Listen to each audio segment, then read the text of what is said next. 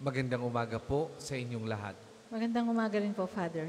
Sa atin pong pagdiriwang ng banal na misa ngayong umagang ito, espesyal nating hihilingin ang biyaya ng pananampalataya. Ang biyaya na matanggap natin at maisabuhay ang katotohanang daladala ng ating Panginoong Hesus na siyang ipinangangaral sa atin ng simbahan araw-araw. Espesyal nating ipagdadasal ang lahat ng mga may sakit, lalo na yung mga nasa kanilang tahanan, na umaasa sa biyaya ng Panginoon na sila'y pagagalingin ng kanyang mapaghimalang awa. Ganon din po ang lahat ng mga nagdiriwang ng kanilang kaarawan ngayong umagang ito, lalo na po yung pamangking ko, si Pearl Ann Marie Andal Claudio, na nagdiriwang ng kanyang kaarawan. At yung lahat ng nagdiriwang ng kanilang anibersaryo ng kasal. Sama-sama nating purihin at pasalamatan ng Diyos. Simulan natin ang pagdiriwang sa ngalan ng Ama at ng Anak at ng Espiritu Santo. Amen. Sumainyo ang Panginoon. At sumainyo rin. Mga kapatid, atin munang pagsisihan ang ating mga nagawang pagkukulang.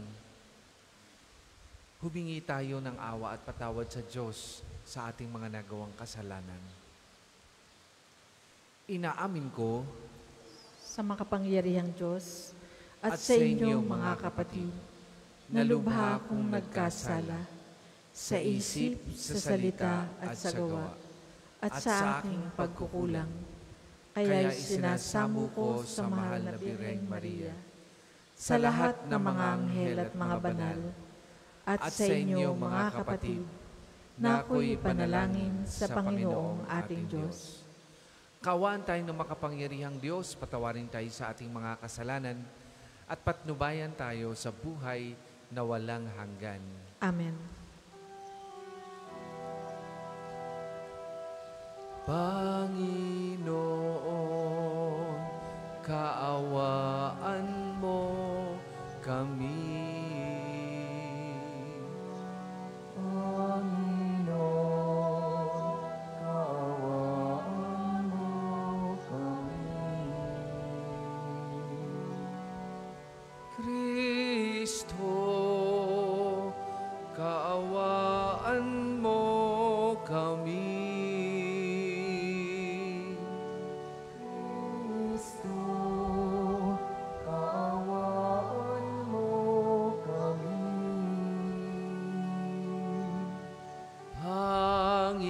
Panginoon, kaawaan mo kami. Panginoon, kaawaan mo kami.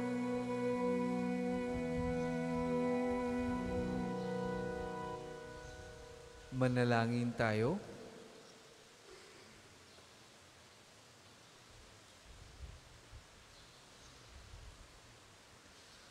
Ama naming makapangyarihan, tanang pinakamabuti iyong tinataglay. Gawin mong sa aming kaloob ay manuot ang pag-ibig sa iyong ngalang dakila at bantog, upang sa pag-unlad ng aming pagsunod, sa pananampalatayang iyong ipinagkaloob, mapagyaman mo ang kabutihang iyong inihandog, at ang iyong pinagyaman ay mapanatili mong lubos sa iyong pagsubaybay sa amin at pagkupkop, sa pamamagitan ni Jesucristo kasama ng Espiritu Santo, magpasawalang hanggan. Amen.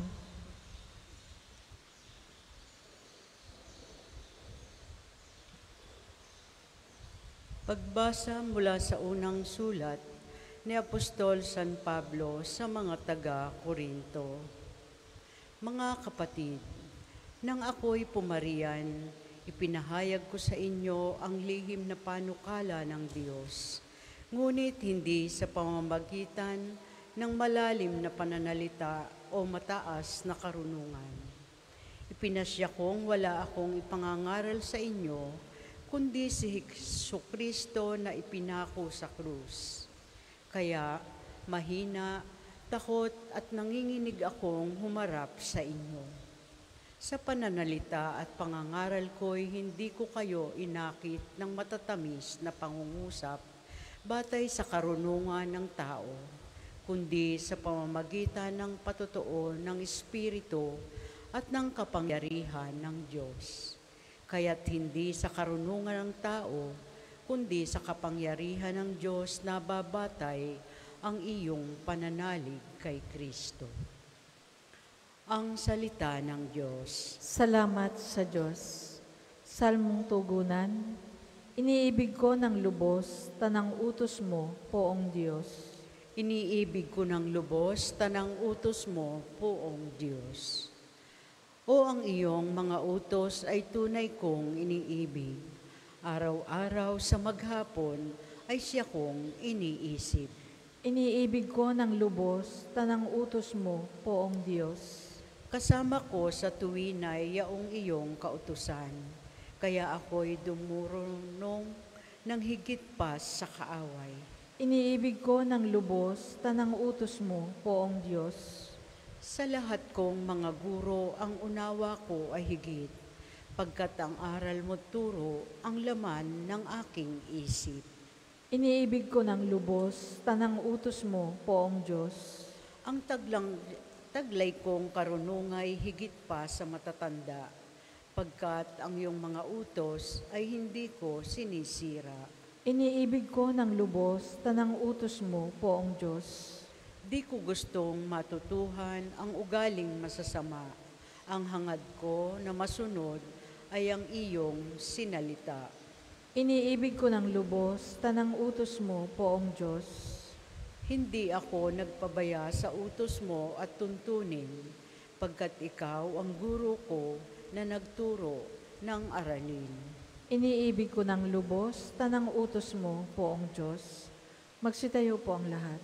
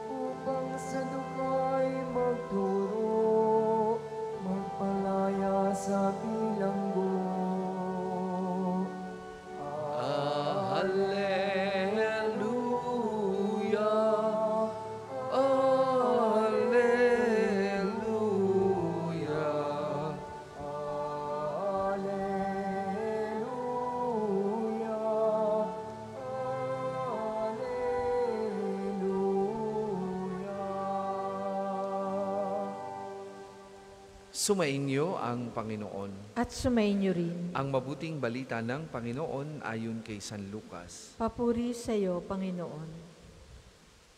Noong panahong iyon, umuwi si Jesus sa Nazaret na kanyang nilakhan. Gaya ng kanyang kinagawian, pumasok siya sa sinagoga ng araw ng pamamahinga. Tumindig siya upang bumasa at ibinigay sa kanya ang aklat ni Propeta Isaías. Binuksan niya ang aklat sa dakong kinasusulatan ng ganito, "Sumasa akin ang Espiritu ng Panginoon sapagkat hinirang niya ako upang ipangaral sa mga dukha ang mabuting balita. Sinugo niya ako upang ipahayag sa mga bihag na sila'y lalaya at sa mga bulag na sila'y makakakita upang bigyang kaluwagan ng mga sinisiil at ipahayag ang pagliligtas na gagawin ng Panginoon." Binalumbo niya ang kasulatan at matapos isauli sa tagapaglingkod, siya'y naupo. Nakatitig sa kanya ang lahat ng nasa sinagoga. At sinabi niya sa kanila, "Natupad ngayon ang bahaging ito ng kasulatan, samantalang nakikinig kayo." Pinuri siya ng lahat at namangha sa kanyang napakahusay na pananalita. "Hindi ba ito ang anak ni Jose?" tanong nila. Kaya't sinabi ni Jesus, "Walang pagsalang babanggitin ninyo sa akin ang kawikaang ito. Doktor, gamutin mo ang iyong sarili. Sasabihin din ninyo sa akin, gawin mo naman sa iyong sariling bayan ang mga nabalitaan mong nabalitaan namin ginawa mo sa Kapernaum at nagpatuloy ng pagsasalita si Jesus. Tandaan ninyo, walang propetang kinikilala sa kanyang sariling bayan. Ngunit sinasabi ko sa inyo, maraming babaeng balo sa Israel nung kapanahunan ni Elias nang hindi umulan sa loob ng 3 taon kalahati at nagkaroon ng matinding tagutom sa buong lupain. Subalit hindi sa kanino man sa kanila pinapunta si Elias kundi sa isang babaeng balo sa Sarepta sa lupain ng Sidon. Sa dinami-dami ng mga kitongin sa Israel nung kapanahunan ni Eliseo, walang pinagaling isa man sa kanila. Sinaaman pang taga-Syria ang pinagaling. Galit na galit ang lahat ng nasa sinagoga nang marinig ito. Nagtindigan sila at pinagtabuyan niyang palabas sa taluktok ng burol na kinatatayuan ng bayan upang ibulid sa bangin. Ngunit dumaan siya sa kalagitnaan nila at umalis. Mga kapatid, ang mabuting balita ng Panginoon. Pinupuri ka namin, Panginoong Hesukristo.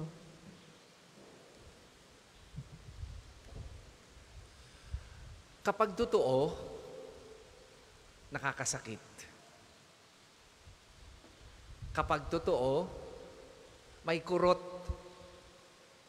sa ating dibdib. Sapagkat ang katotohanan ay hindi namimili ng konteksto. Ang katotohanan ay katotohanan, anumang konteksto,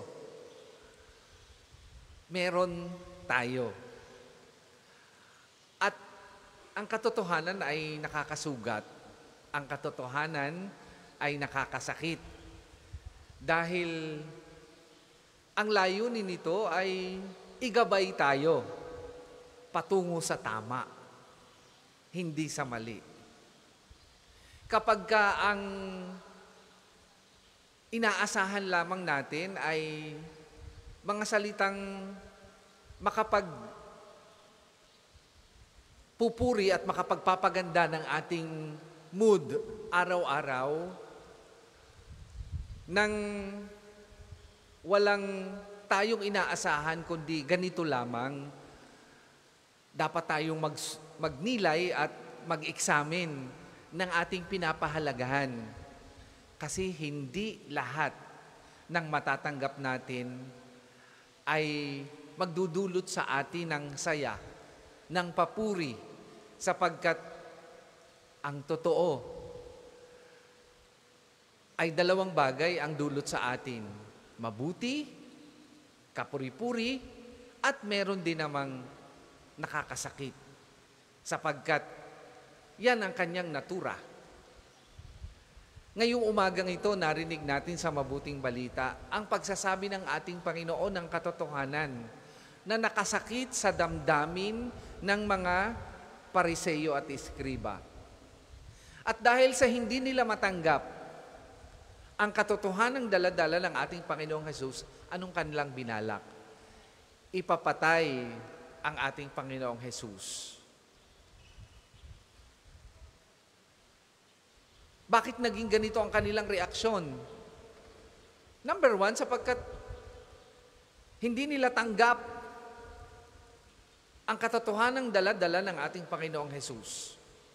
Hinanapan nila ng butas ang ating Panginoong Hesus, at ang nakita nilang butas ay siya ay anak ni Jose. Siya ay taong katulad nila. Hindi nila nakita ang katotohanan ng kanyang dala na siya higit sa pagiging tao ay Diyos. Pinersonal nila ang kanyang daladalang katotohanan na sana'y kung sila'y nagpakumbaba at pinakinggang maigi ang daladala niyang katotohanan, nakabuti sana ito sa kanila. Kung minsan, ganyan din tayo mga kapatid. Namimili lang tayo ng pinaniniwalaan. Kapag nakakasakit sa atin, Isinasarado natin ang ating puso at isip. Hindi natin tinatanggap dahil siya'y masakit. Pero totoo. Kung minsan pag sinabi sa atin ng mga malalapit sa atin, pwedeng anak, pwedeng kamag-anak, pwedeng kaibigan, na ikaw naman ay madamot, ikaw naman ay masama ang ugali, ayaw nating pakinggan. At ibinabalik natin sa kanila at sinasabing, walang utang na loob. Pero bakit hindi natin subukan na pakinggan ang sinasabi nila kahit masakit? Kasi baka totoo. Kung hindi totoo, ay di huwag tayong mag-react. Kung totoo naman, magpakumbaba tayo at pilitin nating baguhin ang katotohanang nakarating sa atin. Matuto tayong magpakumbaba.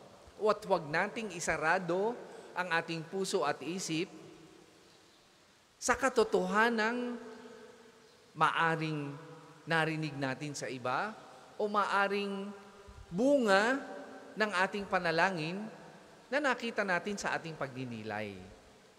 Huwag nating tularan ng mga Pariseo at Eskriba. Nanatili silang sarado sa katotohanang dala ng ating Panginoong Hesus, kung kaya, anong nangyari? Hindi rin lumago ang kanilang buhay, pakikipagkapwa at pagiging tunay na tagasunod ng Diyos. Yan ang hamong iniiwan sa atin ngayong umagang ito, mga kapatid ng ating mabuting balita. Huwag kaagad nating isasarado ang ating puso sa masakit na katotohanang nakarating sa atin dahil baka ito ang susi para tuluyang magbago ang ating buhay. Maging bukas ang ating puso sa pagtanggap ng katotohanang bunga ng ating pakikipag-ugnayan sa kapwa at sa Diyos. Maging mapagpakumbaba tayo at sikaping pakinggan kahit ang mga bagay na nakakasakit sa ating puso at isip dahil baka yun ang totoo.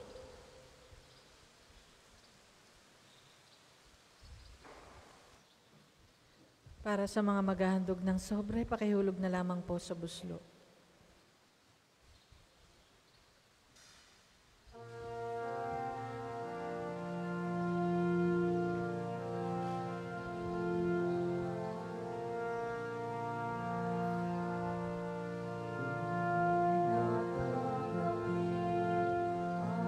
Pagpapalingkod ka, Diyos, sa iyong ikasa sa libutan, sa iyong kagandahang loob narito ang aming may alay. Mula sa lupa at bunga ng aming pagawaan, tinapin ito para may pagkain ng bibigay buhay.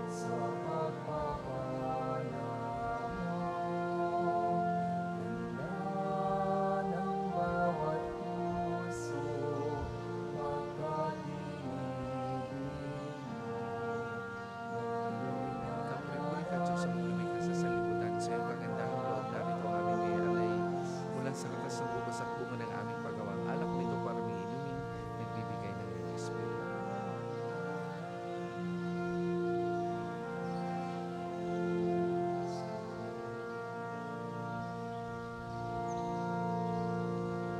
Magsitayo po ang lahat.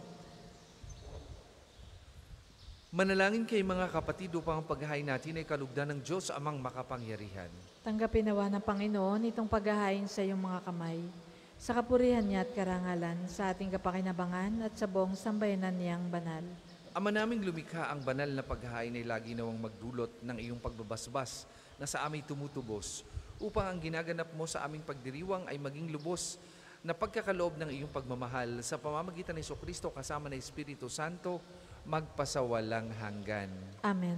Sumainyo ang Panginoon. At sumainyo rin. Itaas sa Diyos ang inyong puso at diwa. Itinas na namin sa Panginoon. Pasalamatan natin ang Panginoong ating Diyos. Marapat na siya ay pasalamatan. Ama naming makapangyarihan, tunay ngang marapat na ikaw ay aming pasalamatan. pinagbibigyan mong ito'y aming maihayag kahit na ito'y walang anumang maidaragdag sa kadakilaang sa iyo ay likas. Sa pagpupuri namin ang nakikinabang ay kami ring iyong pinakikiharapan sa pamamagitan ng iyong anak na minamahal. Kaya kaisa ng mga anghel na nagsisiawit ng papuri sa iyo, nang walang humpay sa kalangitan, kami nagbubunyi sa iyong kadakilaan.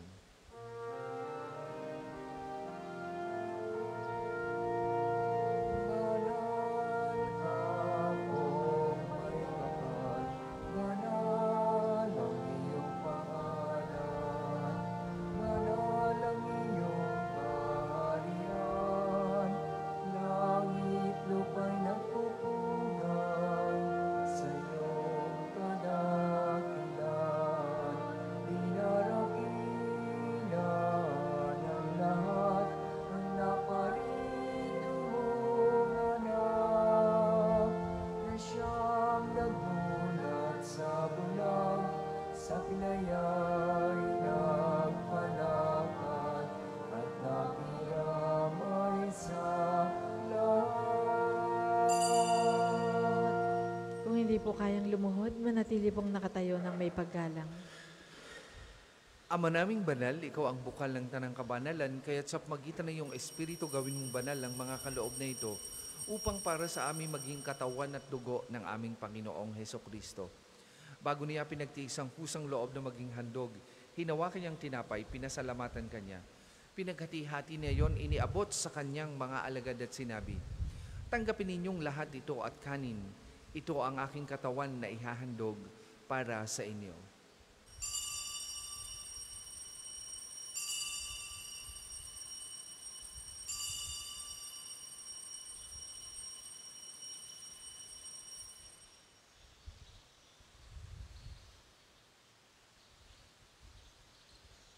Gayun din naman nung matapos ang hapunan, hinawakan niyang kalis, muli kanyang pinasalamatan. Iniabot niya ang kalis sa kanyang mga alagad at sinabi, "Tanggapin ninyong lahat ito at inumin. Ito ang kalis ng aking dugo, ng bago at walang hanggang tipan. Ang aking dugo na ibubuhos para sa inyo at para sa lahat. Sa kapagpapatawad ng mga kasalanan, gawin ninyo ito sa pag-alaala sa akin."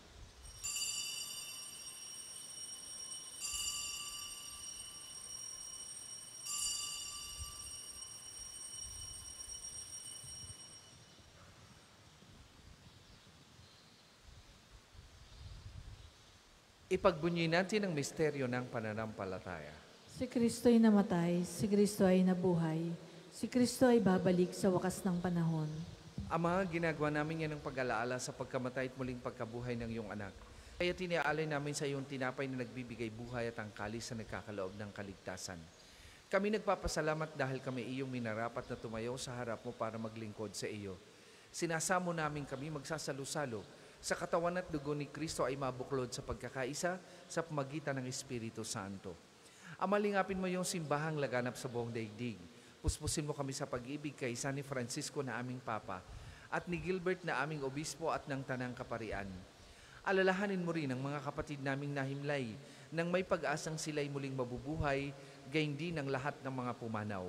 Atin pong alalahanin sa ilang sandali ng katahimikan ang mga mahal natin sa buhay, mga kaibigan at kakilala, kamag-anak na pumanaw na sila'y ating ipagdasal.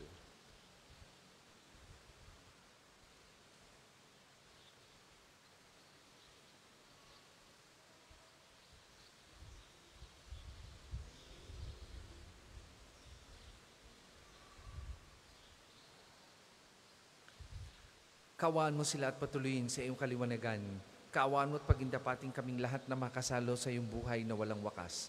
Kaisa ng mahal na Birheng Maria na ina ng Diyos, ni San Jose na kanyang kalinis-linisang esposo, kaisa ng mga apostol at ng lahat ng mga banal na namuhay dito sa daigdig ng kalugod-lugod sa iyo, may pagdiwang nawa namin ng pagpupuri sa ikararangal mo sa pamamagitan ng iyong anak na aming Panginoong Hesukristo. Sa pamamagitan ni Kristo kasama niya at sa Kanya, ang lahat ng parangal at papuri ay sa iyo, Diyos amang makapangyarihan, kasama ng Espiritu Santo, magpasawalang hanggan.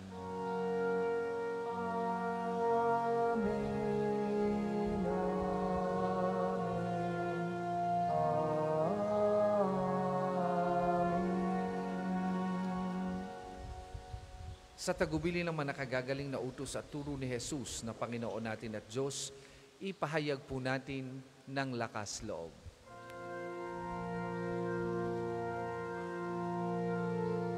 Ama namin, sumasalangit ka, sambahin ang ngalan mo. mapasa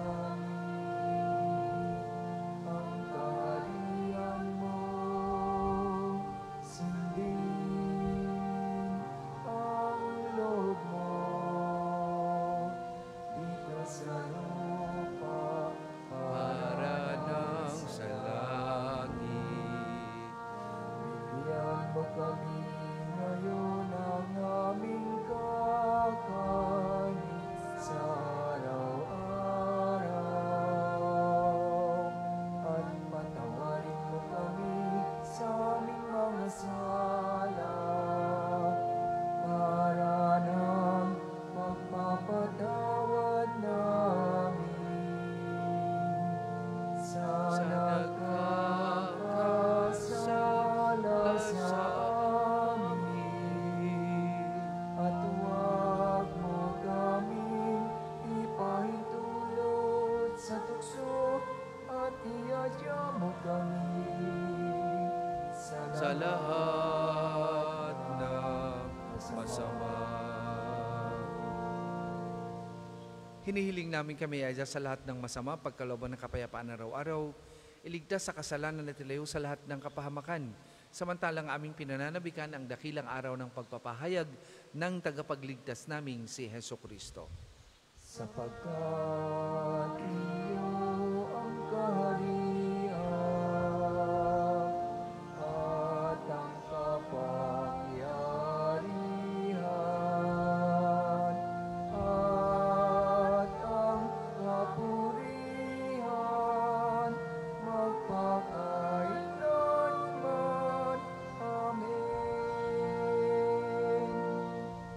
Panginoong Hesukristo, sinabi mo sa iyong mga apostol, kapayapaan ang iniiwan ko sa inyo, ang aking kapayapaan ang ibinibigay ko sa inyo. Tunghayan mo ang aming pananampalataya at huwag ang aming mga pagkakasala. Pagkalooban mo kami ng kapayapaan at pagkakaisa ayon sa iyong kalooban, kasama ng Espiritu Santo, magpasawalang hanggan. Amen. Ang kapayapaan ng Panginoon ay lagi pong sumainyong lahat. At sumainyo rin. Magbigayan po kayo at maghangad ng kapayapaan sa isa't isa.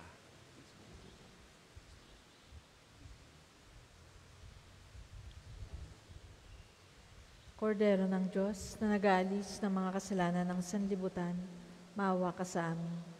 Kordero ng Diyos na nag-aalis ng mga kasalanan ng sanlibutan, maawa ka sa amin. Kordero ng Diyos na nag-aalis ng mga kasalanan ng sanlibutan, ipagkaloob mo sa amin ang kapayapaan. Kung hindi po kayang lumuhod, manatili pong nakatayo ng may paggalang.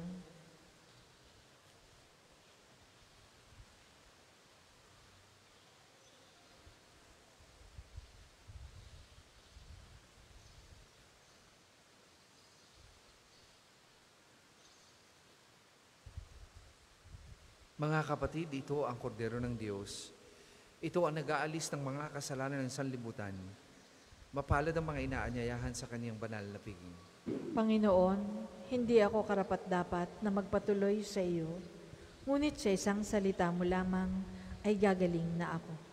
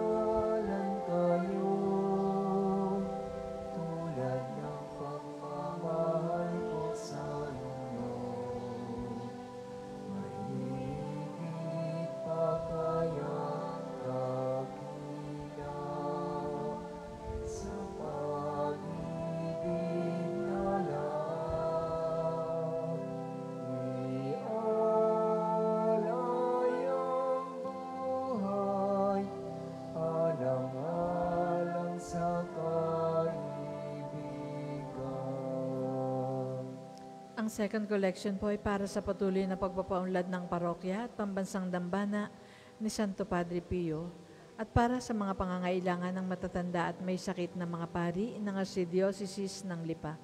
Salamat po sa inyong handog.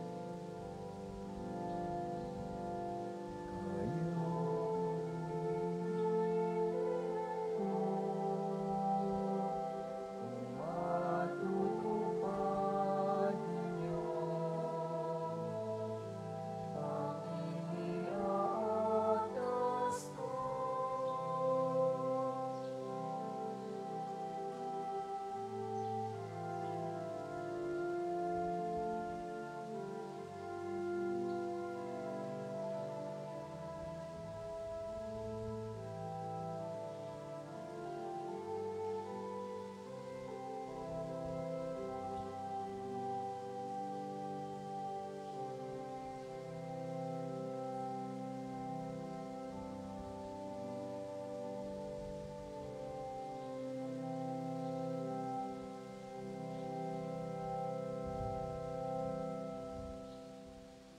Tayo po ay magsitayo.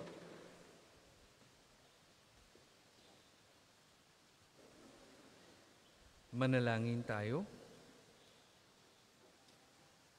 Ama naming mapagmahal, kaming nagsalo-salo sa pagkain mong bigay, ay humihiling ng lakas mong inilaan upang ang kagandahang loob namin madagdagan sa paglilingkod namin sa iyong kadakilaan na nagpapaalab sa pag-ibig namin sa kapwa-tao sa pamamagitan ng Jesucristo kasama ng Espiritu Santo magpasawalang hanggan. Amen. Panalangin ng pagtitiwala kay Santo Padre Pio, tayo pong lahat. Padre Pio, taga Pietrelcina, mongheng banal, pintakasing santo ng milenyong kasalukuyan, gabay namin sa pagtahak sa landasing makalangit, takbuhan sa pangangailangan, huwara ng pagtitiis. Sa iyo namin inilalapit aming mga kagipitan. Sa iyo po ibinibilin kalusugan at kabuhayan.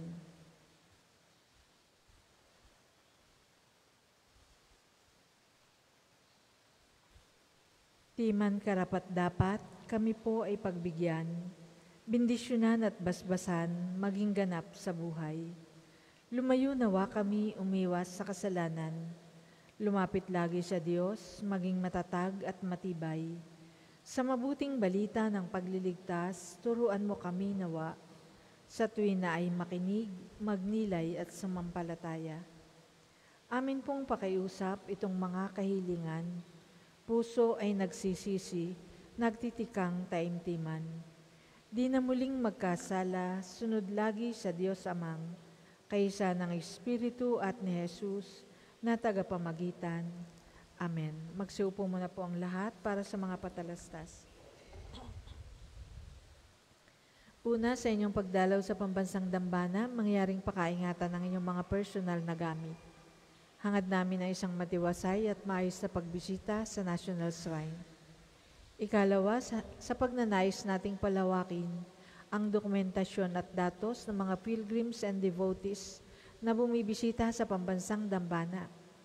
Kami po ay nag-aanyaya sa inyong lahat na makilahok sa ginagawang pagkalap ng impormasyon na makakatulong sa pagpapaunlad ng ating turismong pangsimbahan. Makikisuyo po kami na pakiscan ng QR code na inyong makikita sa paligid ng simbahan at pakikumpleto ng mga impormasyong kinakailangan. Makakaasa po kayo sa aming pag-iingat ng private information na inyong ibabahagi bilang pagsunod sa batas ng Data Privacy Act of 2012. Ang inyong pakikisa ay malaking tulong at susi sa tagumpay ng proyektong ito. Ikatlo, narito po sa atin ngayon ang imahen ng mahal na Birhen ng Loreto, ang ina at reyna ng Sampaloc, Maynila, at patrona laban sa mga sunog at sakuna. Mananatili siya dito hanggang September 7, pagkatapos ng misang pasasalamat sa ikapito ng umaga. Halina at makiisa sa mga gawain ng kanyang pagbisita upang mas lumalim ang ating pagmamahal kay Kristo sa pamamagitan ng kanyang ina. Ikaapat, nais po namin ipagbigay alam sa inyo na ang Padre Pio Healing Bundle ay available sa ating mga tindahan. Ang langis na kasama nito ay may halo ng langis na mula sa puno ng olibo na binasbasan ni Padre Pio nung siya'y nabubuhay pa. Naway maging daan ang ating healing bundle sa pagkakamit ng kagalingang mula sa Diyos. Ang susunod pong misa ay sa ganap na 10:00 ng umaga. Maraming salamat po at mangyaring panatilihin natin ang kalinisan, katahimikan at diwa ng pananalangin sa loob at labas ng ating simbahan. Magsitayo na po ang lahat para sa pagbabasbas ng mga religious articles. Mga kapatid, manalangin tayo sa Diyos sa mga makapangyarihan upang tayo maging kawangis ni Kristo sa taimtim na pagdalangin sa tulong ng mga larawan at mga dasalan. O Panginoong Diyos, Ikaw ang bukal ng lahat ng pagpapala at biyaya. Ibuhos mo yung bendisyon sa mga gamit na ito sa pananalangin, mga rosaryo, imahin, dasalan na nagpapaalaala ng iyong kabutihan, kabanalan at pagmamahal sa amin. Upang lahat na dumulog at magdasal gamit ang mga ito ay magtamo ng iyong awat biyaya. Lobin mong tularan lang ang kabanalan at aaral ng Panginoon at ng mga santo, magpasawalang hanggan. Amen. Ama namin, sumasalangit ka, sambahin ang ngalan mo. Mapasa amin ang kaharian mo. Sundin ang loob mo dito sa lupa para nang sa langit. Bigyan mo kami ngayon ng aming kakanin sa araw-araw at patawarin mo kami sa aming mga sala para nang pagpapatawad namin sa mga nagkakasala sa amin. At huwag mo kaming ipahintulot sa tukso at iadya mo kami sa lahat ng masama. Amen. Aba, Ginoong Maria, napupuno ka ng grasya. Ang Panginoong Diyos ay sumasa iyo. Bukod kang pinagpala sa babaeng lahat, at pinagpala naman ang iyong anak na si Jesus. Santa Maria, Ina ng Diyos, ipanalangin mo kaming makasalanan, ngayon at kung kami mamamatay. Amen. Luwalhati sa Ama at sa Anak at sa Espiritu Santo, kapara noong una, ngayon, at magpasawalang hanggan. Amen. Sumainyo ang Panginoon At sumainyo rin. at pagpalain kayo ng makapangyarihang Diyos, Ama, Anak at Espiritu Santo. Amen. Tapos na po ang ating pagdiriwang, humayo kayong mapayapa. Salamat sa Diyos. At ipahayag kanyang pagkaling at habang isabuhay